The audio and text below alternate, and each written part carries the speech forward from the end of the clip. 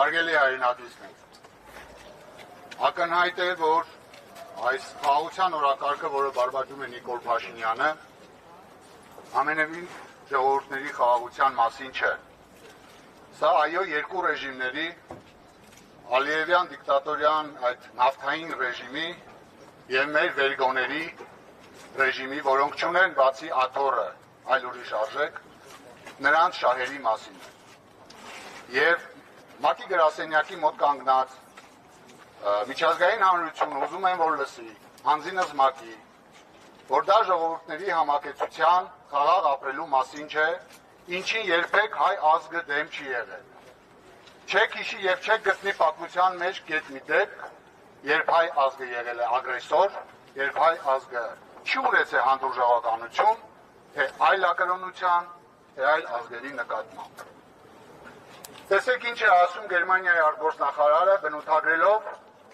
երեկվա այդ խաղաղության պայմանագրի տեքստի համաձայնության մասին, ասելով, որ Հայաստանը գնացել է համարձակ զիջումների։ Ահա բանալին այսօրվա իշխանավարողի, վարչապետի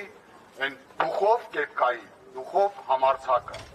Ահա ինչ է կարող նա անել այդ համարձակությամբ։ Միայն զիջումներ եւ զիջումներ, որոնք չեն բխում մեր շահերից։ Շեղվելով թեմայից ասեմ, որ չի կարող մեր սիրտը, մեր խիղճը, առավել ևս մեր արժանապատվությունը մեր կրծքից իշնել մեր գրպանները։ Եվ դա է վկայում մեր տղաների կեցվածքն ու պահվածքը, առավելապես Ռուբեն Վարդանյանի ուերսները, որ մենք լսում ենք։ Չենք կարող մենք հանգիստ ապրել ու քնել։ Ուզում եմ միջազգային հանրությունը իմանա, որ նույնիսկ եթե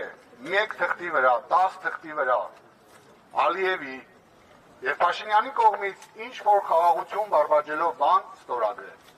ես անձնապես հաշ չեմ լինելու եւ դա չի բխում ոչ իմ ազգի շահերից, ոչ Ադրբեջանի ժողովրդի շահերից։ Ազգը հաշ չէ, հաշ չի կարող լինել